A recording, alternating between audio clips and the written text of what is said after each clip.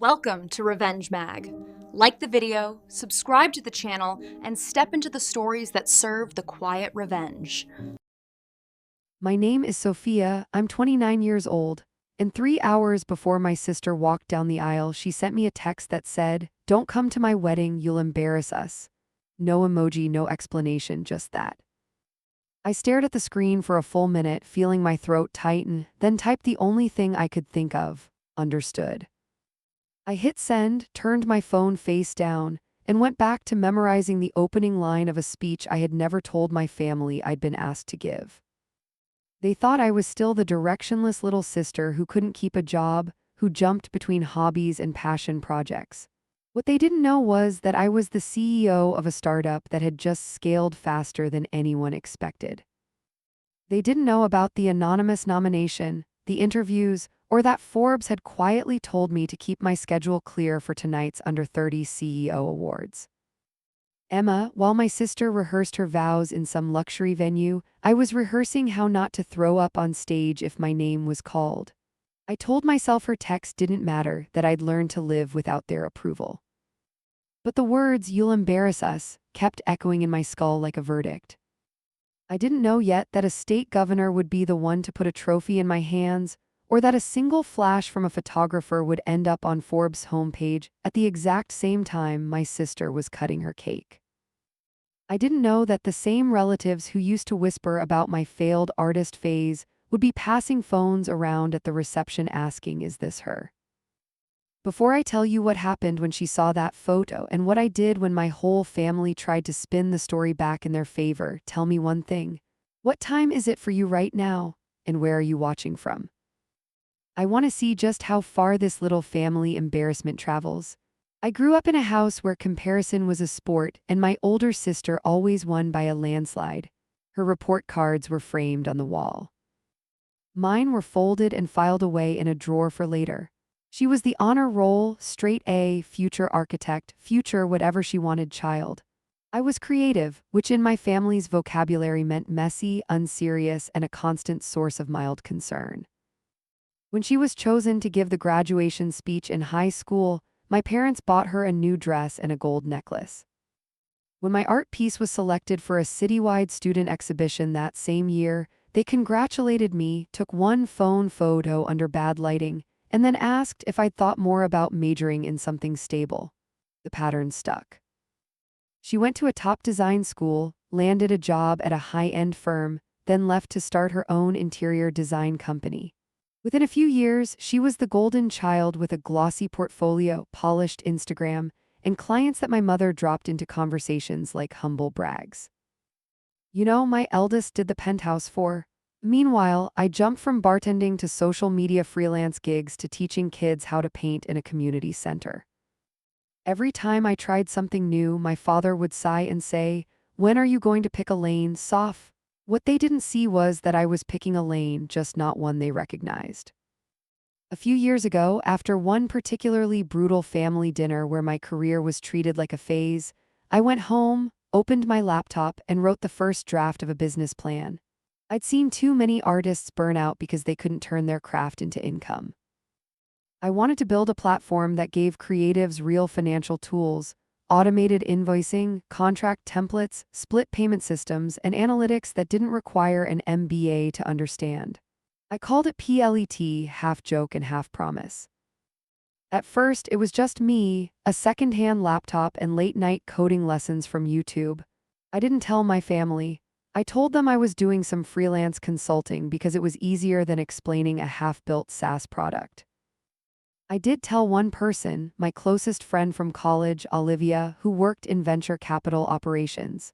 She introduced me to people who didn't roll their eyes when I said creators deserve better financial infrastructure. They asked questions, sent me into incubators, and kept pushing me to think bigger. The first time Plet processed a real payment for a freelance photographer, I cried alone in my tiny apartment. Not because of the money, it wasn't much, but because for the first time I could see a world where I wasn't the disappointment my family assumed I was. Still, every time I went home, the narrative never changed. My sister's company had features in magazines. My mother proudly pointed out her logo when it appeared in a local segment about women in business. When I mentioned I was working on a startup, my father smiled politely and asked, "So, when are you going to get a real job with benefits?" I learned to stop fighting. I nodded, changed the subject, and kept building in silence.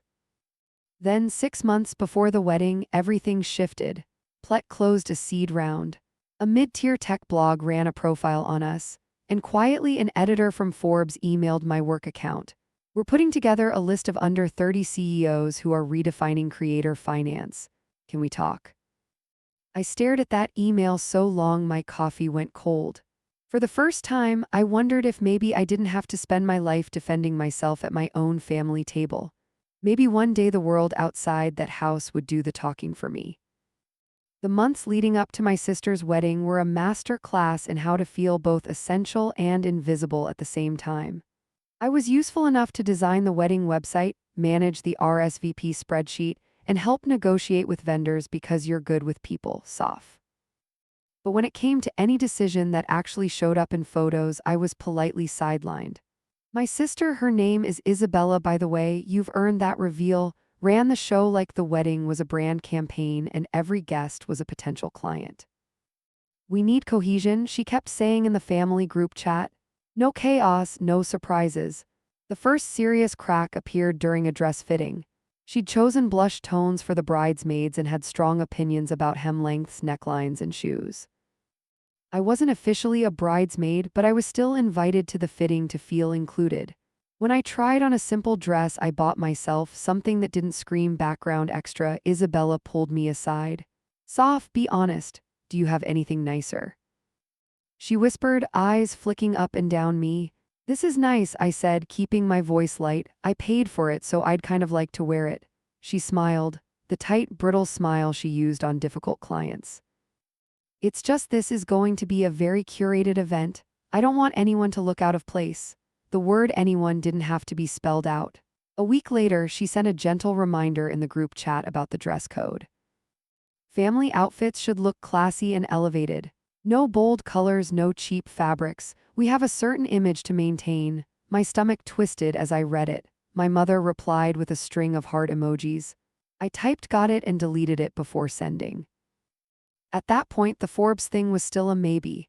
They'd interviewed me, but there was no guarantee I'd be included, let alone invited to anything. I didn't tell Isabella. If it fell through, I didn't want to hand her another example of me aiming too high and getting hurt. Then, 3 weeks before the wedding, an email landed in my inbox with a subject line that didn't feel real. Forbes Under 30 CEO Awards official invitation.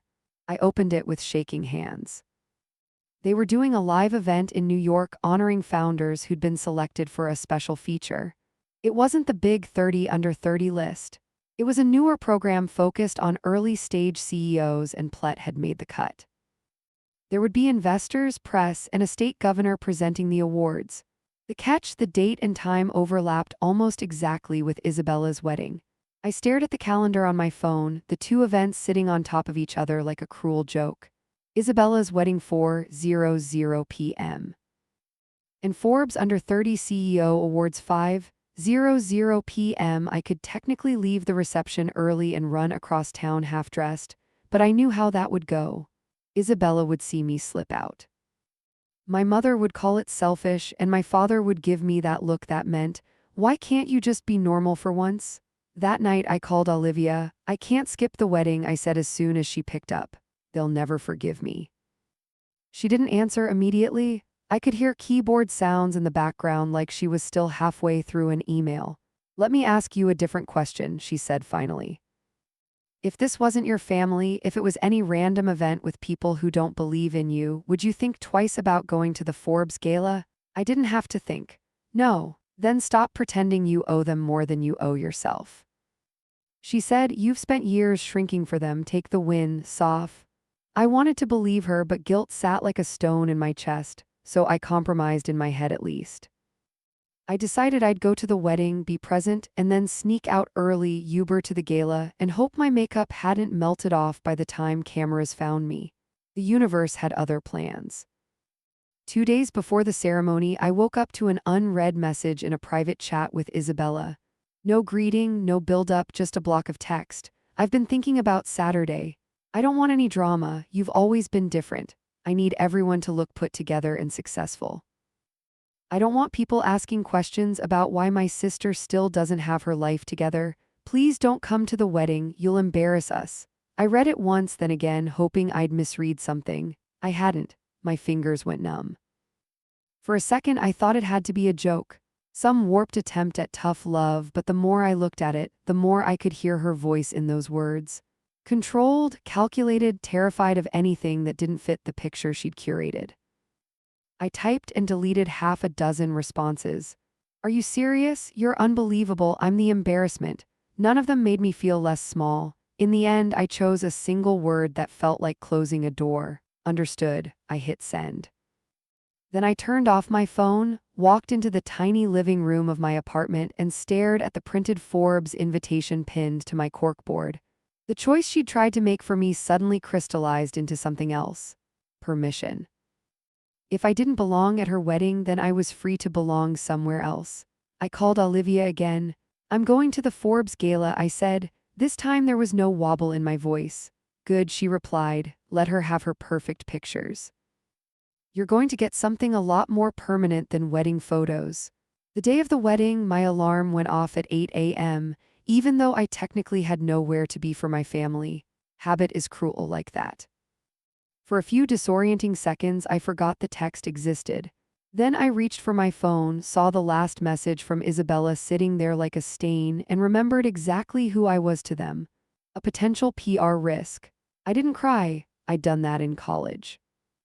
After job rejections and breakups and every minor failure that felt like proof I'd never catch up. Today, I didn't have the energy for tears. I had a speech to finalize. I made coffee, opened my laptop, and pulled up the notes for my 3-minute acceptance remarks, the ones I'd drafted just in case, but never fully committed to. I read the first line out loud. Growing up, I watched the people I loved most underestimate the power of creativity.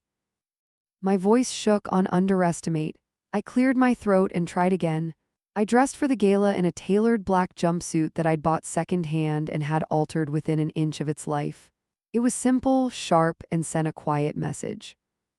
I belong in rooms where decisions get made. I did my own makeup, hair pinned back, and for the first time before a big event, I didn't ask myself what would my sister think. Around noon, the family group chat started buzzing with photos from the wedding prep. Isabella in a silk robe, Isabella's flowers, the venue, the bridesmaids lined up with champagne flutes. No one asked where I was.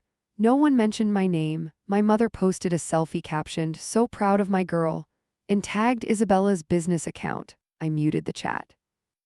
Olivia arrived at my apartment around 3 carrying a small garment bag and 2 coffees. You look like someone Forbes would put on a cover, she said, giving me a once-over. Is that your power stance? I don't have a power stance, I said. But I straightened my shoulders anyway. On the subway ride to the venue, a downtown hotel that had been converted into a glittering event space, I watched strangers scroll through their feeds, completely oblivious to the tiny war happening on my phone. Somewhere uptown, my entire family was gathering in a church pew, telling themselves I couldn't make it or was busy with some work thing. Maybe Isabella had spun a story about me choosing to stay away. Maybe she'd told them the truth. Either way, nobody had called. The gala lobby was a different universe altogether. Young founders in sleek suits and minimalist dresses milled around, badges hanging from lanyards, exchanging phrases like runway, product market fit, and Series A as casually as small talk. Banners bearing the Forbes logo and the event title Under 30 CEO flanked the entrance. There was a step-and-repeat photo wall, a press corner, and a bar already doing steady business. For the first few minutes, I felt like a tourist who'd accidentally wandered into the wrong country. Then someone I recognized from a Zoom panel 2 months ago waved. Sophia Wright-Plett, he said, we loved your segment on creator cash flow. Just like that, my world tilted a few degrees. Yeah, I said, shaking his hand. That was me. As we talked about the headaches of onboarding, platform fees, and the nightmare of explaining what we do at holidays, I felt the knot in my chest loosen. These people didn't care if my outfit was classy enough for pictures. They cared if my product worked. A Forbes staffer circulated with a clipboard, checking names. "We'll move into the main hall in about 15 minutes, she announced. "If your name is highlighted, you're a finalist. Please sit in the first 3 rows." My heart lurched. She reached my section, scanned my badge, and then put a small dot next to my name. "You're in the front," she said. "Congratulations." I managed a thank you that didn't sound like a squeak. While we waited to be ushered in, my phone buzzed again. Muscle memory made me glance down. It was a DM from a cousin I hadn't spoken to in months. "Hey, are you really not coming? Grandma keeps asking where you are." Guilt hit like a wave, then receded just as quickly. I typed back, I had another commitment. "Tell her I love her." Before they could press, our group was directed toward the ballroom. The main hall was bathed in warm lighting, tables set but not yet crowded with food. A stage stood at the front, flanked by 2 massive LED screens looping through sponsor logos and short clips of previous winners. A podium stood center stage. On a reserved table near the front, I saw a little name card with Governor Elaine Porter printed in bold letters. So it was real. A sitting governor was going to shake my hand if I somehow won. I sat in the second row, knees bouncing under the table as the room filled in. On my left, a fintech founder checked his notes. On my right, a woman running a climate tech startup scrolled through Slack. Somewhere across town, Isabella was probably lining up with her bridesmaids, taking photos under some perfect floral arch. 2 ceremonies, 2 stages, 2 versions of success unfolding at the same time. My phone buzzed once more. This time it was my mother in a private chat. "You didn't even send a message for your sister's big day. This is hurtful, Sophia." I stared at her words. A part of me wanted to reply. She uninvited me, attach a screenshot, and let the truth hit like a bomb. Another part of me was tired of defending myself. Instead, I locked the screen, slid the phone face down on the table, and whispered to myself, "Tonight is about you. Just this once, let it be about you." The host walked on stage right as the last conversations were dying down. After the usual sponsor thanks and a highlight reel of past honorees, he introduced Governor Elaine Porter, who stepped up to the podium with that practiced ease of someone who'd given 1,000 speeches and still knew how to make each one feel new. "Tonight," she said, "we're celebrating people who are building the future before the rest of us can even imagine it." I let the words wash over me, half listening, half counting my own heartbeat. The Under 30 CEO Awards were structured by sector: healthcare, fintech, climate, creator economy, and so on. Plet fell under creator economy and tools. Our category was 4th on the list. I watched 3 groups go up before us, applauding politely as names were called, photos snapped, hands shaken. Everywhere I looked, there were proud co-founders, partners, parents, friends. I wondered for a brief, sharp second what it would have felt like to have my family in the audience. Then I remembered the text and felt something colder settle in its place. When they finally got to our category, my palms were so sweaty I had to wipe them on my jumpsuit under the table. The next group of honorees, the host announced, are reshaping how creators work, earn, and build sustainable businesses. If you've ever bought art, booked a photographer, or binge-watched a creator's content, these are the people quietly powering that world. A highlight montage played on the screens, snippets of apps, creators on shoots, dashboards with rising charts. I saw a 2-second interface, our logo in the corner, a simplified diagram of our split payment flow. My chest tightened with a rush of surreal joy. Then the host began reading names from StreamSync, from CollabCart, from Musimetrics. One by one, founders stood, walked to the stage, and accepted small glass trophies from the governor. My brain started whispering, "Don't get your hopes up, it's enough just to be here." And then from Plet, a platform that's finally giving independent creatives the financial tools they deserve, Sophia Lane. For a heartbeat, I didn't move. Olivia jabbed me lightly in the arm from the row behind. The fintech founder next to me grinned. "That's you," he said, as if I'd somehow missed it. I stood. The walk to the stage felt like one of those dreams where the ground shifts beneath you. The lights were brighter than I expected.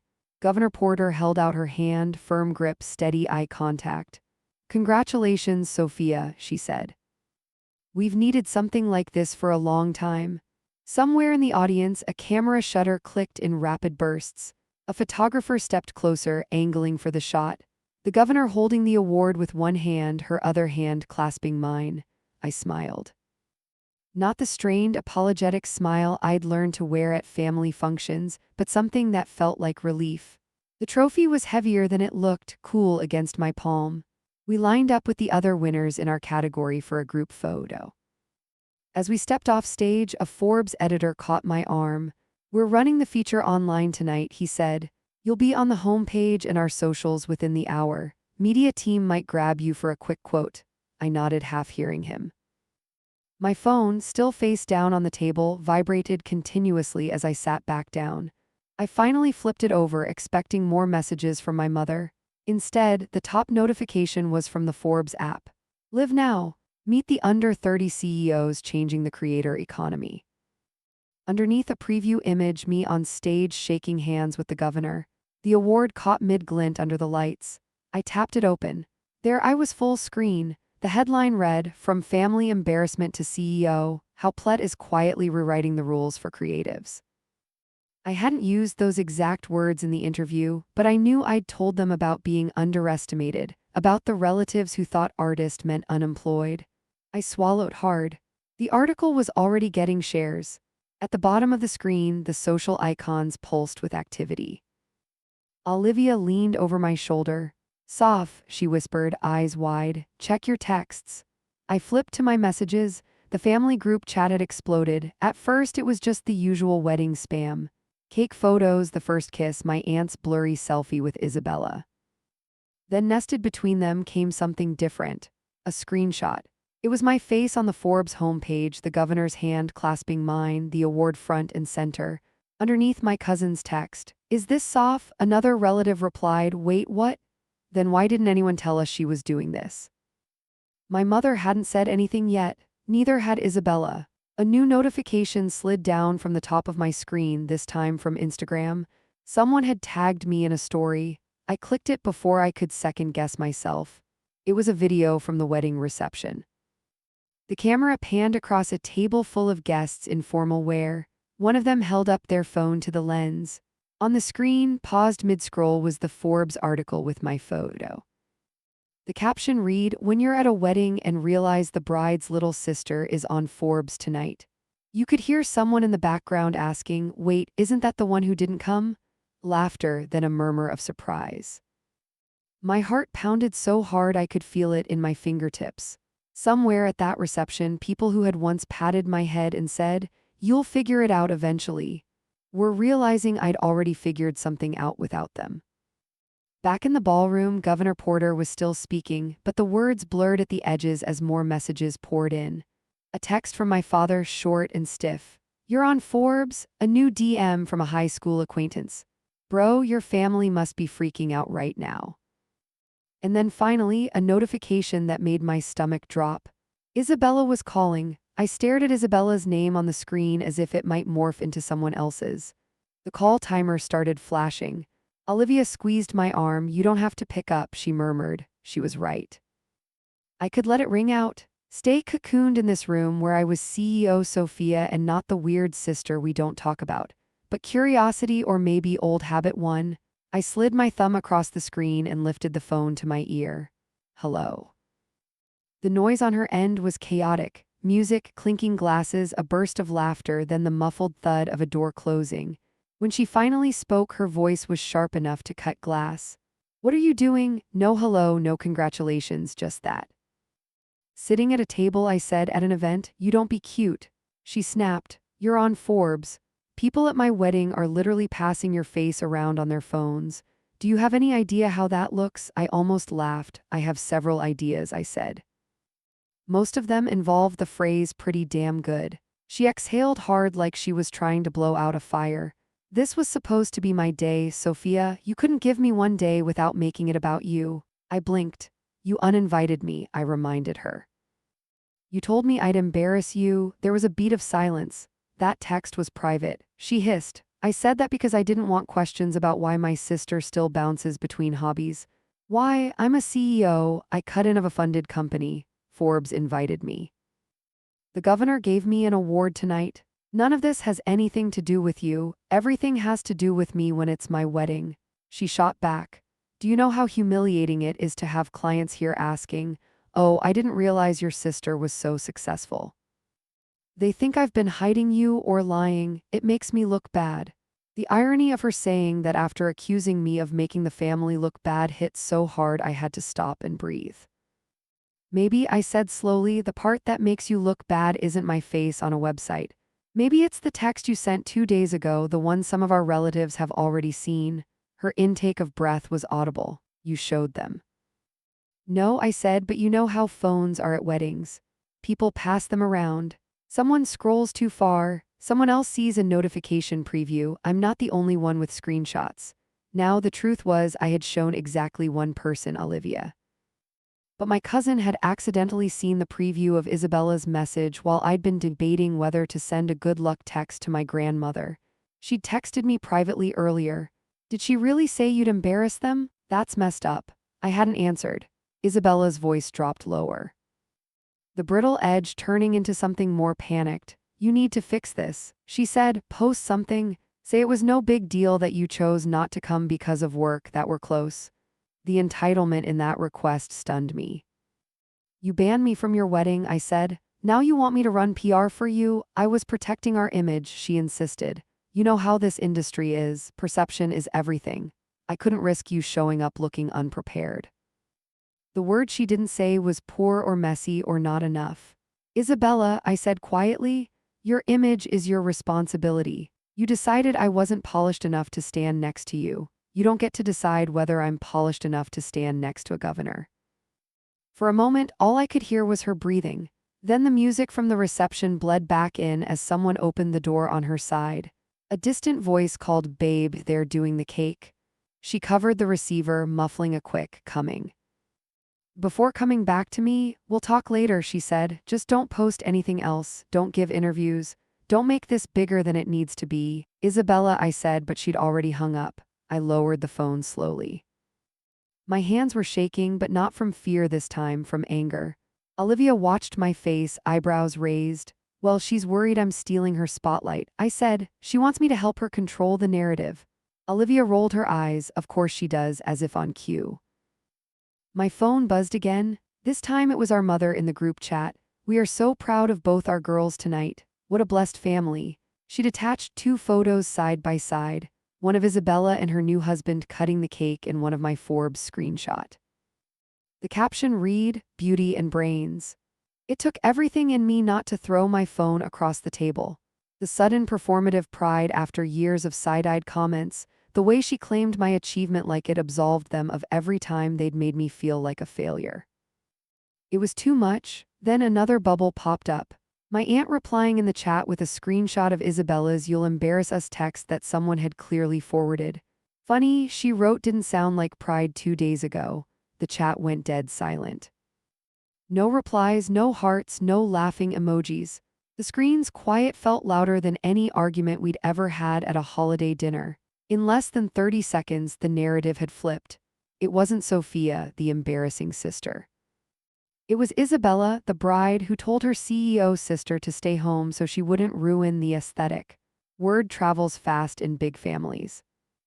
By the time the gala wrapped and we were funneled into a networking reception, my phone was a battlefield of competing messages. Cousins apologizing on behalf of the older generation, old family friends sending, "We always knew you were special" notes, and one curt text from my father. "We'll discuss this when things calm down." There was no apology from Isabella. "No, I messed up." Just silence, and I imagined a lot of image management on her end. I slipped my phone back into my bag. A venture partner I'd been trying to meet for months appeared at my elbow, drink in hand. "Sophia, right?" he said. "Huge fan of what you're building. That Forbes piece was impressive. Let's talk." And for the next half hour, I did exactly that. I talked about unit economics, expansion plans, and creator retention rates. With every question I answered, the voice in my head that used to sound like my parents saying, "When will you get serious?" got quieter. It was replaced by something else. My own voice, steady and sure, saying, "I belong here." What I didn't know yet was that the real fallout with Isabella wasn't going to happen over text.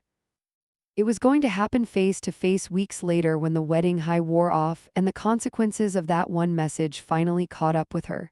The universe has a dark sense of humor. 2 weeks after the wedding, Forbes ran a follow-up piece on 3 of the under 30 CEOs, diving deeper into their backstories. Mine was one of them. The article didn't mention Isabella by name, but it didn't have to. It opened with a line that made my stomach flip. When your own family tells you not to show up because you'll embarrass them, you either shrink or you build something they can't ignore. The quote was real. I'd given it to the reporter after the gala. Half afraid they wouldn't use it, half afraid they would, they did. And someone somewhere connected the dots. A small business podcast picked up the story, framing it as a lesson in underestimation and resilience. A popular Twitter account screenshot the quote, adding, "Imagine telling your sister not to come to your wedding because she's broke and then finding out she's an under 30 CEO." The tweet went mildly viral. People replied with their own family betrayal stories, their own glow-up arcs. It became a meme for a week. I watched it all from my tiny office, equal parts stunned and oddly calm. I hadn't asked for any of this noise, but I also wasn't going to twist myself into knots to stop it. Actions have consequences. Isabella's came faster than she expected.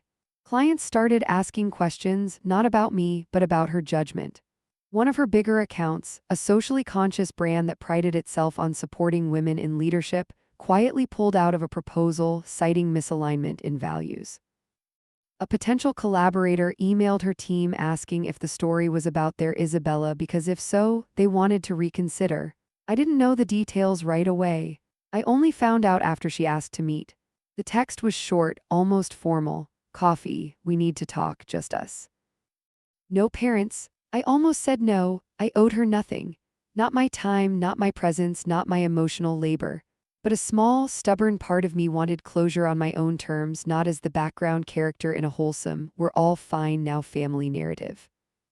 We chose a neutral location, a cafe in Midtown, far from her office and mine. I arrived 10 minutes early, more out of habit than eagerness.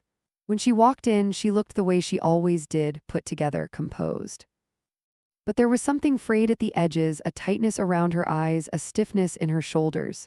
"Hi," she said, sliding into the seat across from me. No hug, no automatic smile. "Hi," I replied. We ordered coffees. For a minute, we made awkward small talk about the weather, the city, everything except the elephant in the room. Finally, she exhaled and dropped the pretense. "My text you got out," she said. "No kidding," I said. "You saw the tweet?" She asked. "The articles." "It's hard to miss when your trauma has a trending hashtag." I said. She winced. "I didn't mean for any of this to happen. You meant exactly what you wrote," I said. "You just didn't mean to get caught." She flinched like I'd slapped her. For a moment, I almost softened, the old instinct to smooth everything over rising in my chest. Then I remembered standing alone in my apartment the day of her wedding, reading the words, "You'll embarrass us." And I let the softness go. I was under a lot of pressure. She said, "The wedding, the clients, the expectations, everything." I panicked. I said something awful. "You didn't say it," I corrected. "You typed it, edited it, and hit send." "That's not panic, Isabella, that's a decision." She stared into her coffee. "Do you know how it felt?" She said quietly, "To have people at my own wedding talking more about you than about me. Clients asking why I never mentioned that my sister is some hot shot CEO, like I was jealous or hiding you." The word jealous hung between us. "Were you?" I asked, jealous. Her jaw tightened. "You were always chaotic," she said. "Unpredictable. I worked so hard to build a clean professional image. To be the one our parents could be proud of without caveats. And then you show up out of nowhere with this company and awards and governors shaking your hand." It made me feel like I'd been sprinting on a treadmill while you took an elevator. It was the closest thing to vulnerability I'd ever heard from her, but buried inside it was the same old bitterness. How dare you succeed in a way I didn't foresee? "That's not my fault," I said. "And it's definitely not a reason to tell me I'd ruin your wedding by existing." She swallowed. "I know," she said. I know I crossed a line. I shouldn't have said what I said. I shouldn't have uninvited you. I was wrong." The words hung in the air, fragile and real. For years, I'd fantasized about this moment, my perfect, triumphant version of it. In that fantasy, she sobbed, admitted everything, and begged for forgiveness. And I, gracious and healed, gave it freely, proving I was the bigger person. The reality felt different, smaller, messier. Here's the thing, I said slowly. An apology doesn't rewind my memories. It doesn't unsend the text or unleave me out of photos I'll never be in. It doesn't erase the years you and everyone else treated my life like a phase. So what do you want? She asked, sounding tired. For once, I didn't know immediately. I took a sip of coffee and let myself answer honestly. I want you to stop using me as a prop, I said. I'm not your embarrassing little sister when it suits you and your brilliant CEO sister when it makes you look good online. I'm a whole person. I have my own life, my own reputation, and I'm done letting you write my part in the family story. She nodded slowly.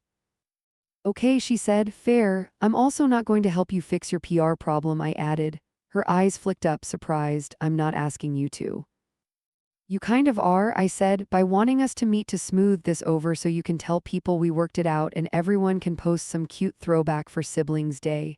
That's not happening. At least not right now. Silence settled between us.